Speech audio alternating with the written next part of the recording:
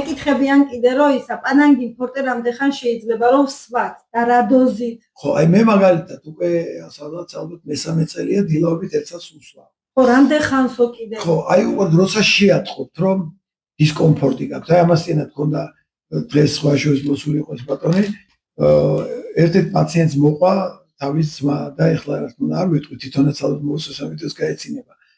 და ესე იგი კიბეზე რომ ამოვიდა სავარაუდოდ თქონდა სერიოზული კალიუმ მაგნიუმის დეფიციტი. და როდესაც მოვიდნენ და ამოვიდნენ დასხდნენ ჩემთან კონსულტაციონ დამეწყო შევატყვე ხმე ამის მეტი რას ვხედავ ხო და შევატყვე და რა გჭირს ხო არა არაფერი მითხა მაგრამ რო გავჭირე გავუმეორე ხო რაღაცაო გულიო და პულსი რო გავუსინჯე სერიოზული არითმია ქონდა არღვევა ქონდა სერიოზული გულის და თვითონ შეშინებულიც იყო და ბეძე მქონდა პანანგი ფორტე ჯიბეში მეტო და მივეცი 2 თუ 3 ტაბლეტი მივეცი 15 წუთში გამოიხედა თევზი როწყას ჩაგედი ისე გამოიხედა თვალებში როგორ კარგად მითხრა და დღეს მოსული იყო ერთი კვირა გასული. თავის დასრო უსმინა, მისთვის არ ჩამიტარებია კონსულტაცია. არითმები აღარ მაქვს, თორე ესე თავს ორდენო აბლაციას თუ რაღაცასო და ოპერაციას და არაფერი აღარ მაწუხებსო. 4 კილო დავიკელი ერთ კვირაშიო და ასე შემდეგ ძალიან ყვაყოფილი იყო და ნუ მე უთხარი აბარა შენ ეს კი აღარ ჭირდება. არა, კონსულტაციას მაინც უნდა მოვიდეო.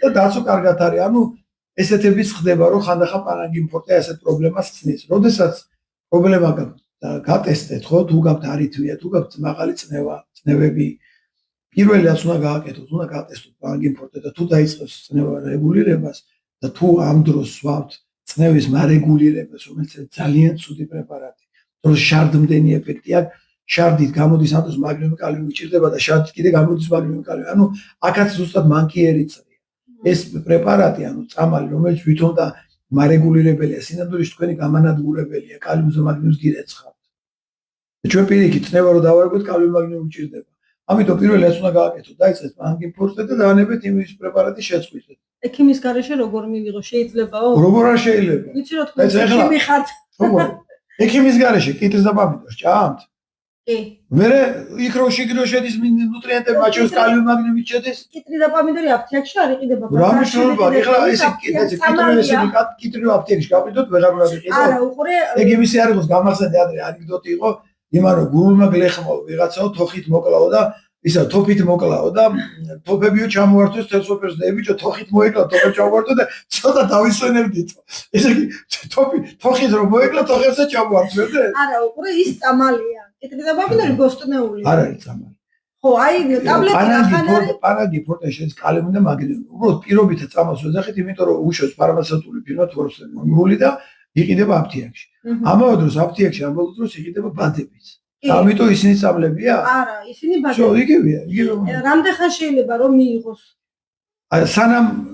სანამ გზნობს რომ ის შველის და უკეთესადაა თუ დაუშვეთ შეუძლია დრო შეწყვიტო და გატესტო თუ შეწყვეტის მერე შეატყობენ რომ რაღაცა ვერ არის ცოტა წნევა მოუწია ცოტა არითმია დაეწყო ესე იგი ჭირდება ესე იგი სულ რო სხვას პრობლემა არა პრობლემა არ არის იმიტომ რომ ნიშნავს რომ ესე იგი საკვებიდან ის საკმარის რაოდენობას ამ ნუტრიენტებს არიღებს აი ხა იგივე კალიუმის და მარილის მკითხეს დღეს სხვა შორის აი პაციენტს თოთ მოსული იყო რომ მარილი როგორ მეჭმება მარილი და კალიუმი ანუ ნატრიუმი და კალიუმი ერთმანეთთან შეფარდებაში უნდა მივიღოთ ყოველდღე 2 ერთად კალიუმი 2 ნაწილზე 1 ნაწილი ნატრიუმი ანუ ნატრიუმი ჩვენ დღეში გვჭირდება 2300 მგ, კალიუმი გვჭირდება 4700 მგ, ორჯერ მეტი. ანუ დაუშვათ სავარაუდოდ, თუ ჩვეულებრივ მარილს ჭამთ 2 გრამი შეგიძლია ჭამოთ, თუ დაუშვათ ამ ვარდისფერი მარილი რო არის, ხო? ჰიმალაის ის შეგიძლიათ 3 გრამამდე ჭამოთ, იმიტომ რომ ეს 70%-ია ნატრიუმი.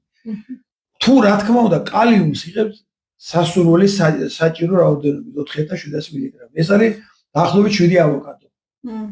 ეს არის დაახლოებით 9 კილო მანგოლდის ხალი, ანუ ჭარხის ფოთლების.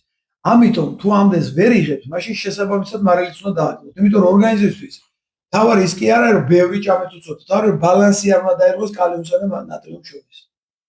ამიტომ არის რომ ბევრი მარილი აუგზალეს მარილი. ამიტომ სულ მარილოთ რო ჭამო, ყველაფერი უჩი ჟავის წარმოქმნას მარილი ჭირდება, ხო? ქლორი ჭირდება, ნატრიუმი დაერგვა. ამიტომ ეგრე არ არის. უბრალოდ ბალანსი უნდა დავისვათ. ძალიან საინტერესო იყო.